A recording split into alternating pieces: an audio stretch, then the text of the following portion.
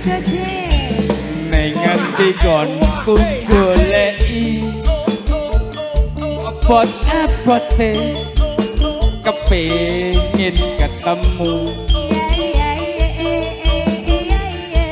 najan adoh tak parani mong nuruti karepe ngati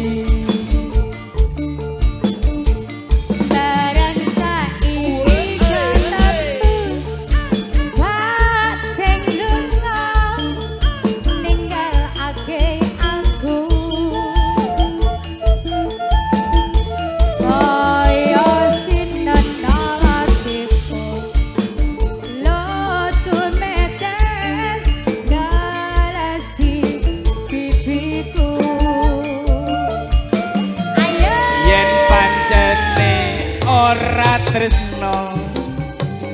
boyo kanca kandha sing prasaja aja gawe gelo ati aku ora bakal kondeli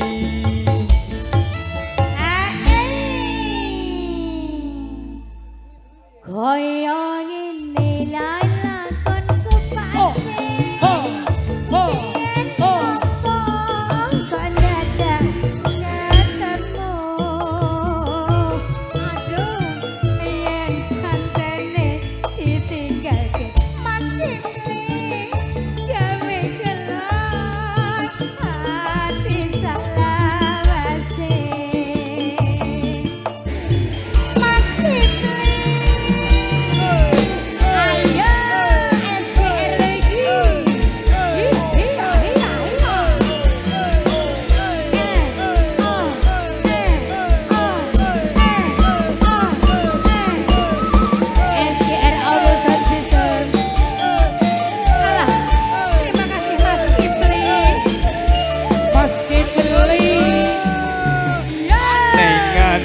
kon ku goleki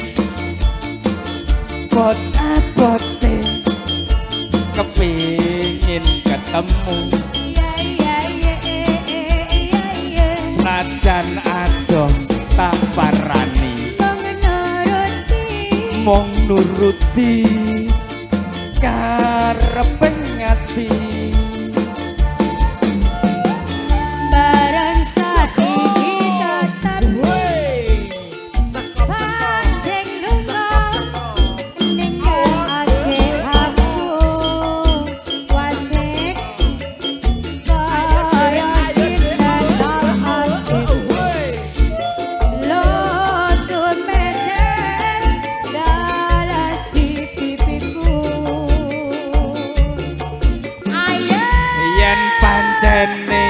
ora tresno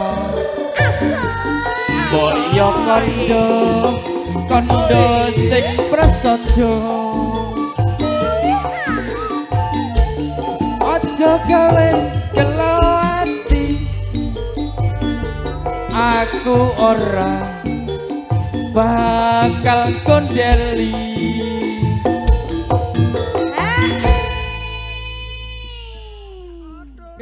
tangi lilir eleng tangi lengge etan dhewe sinten kan ngongoro kaya ngene lae lakonku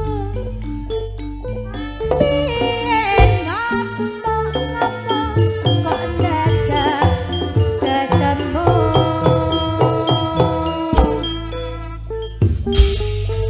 yen pancene ditinggalke gawe gelo ati sawase nggih matur suwun Mas Tris Pak Ceng wong ae ya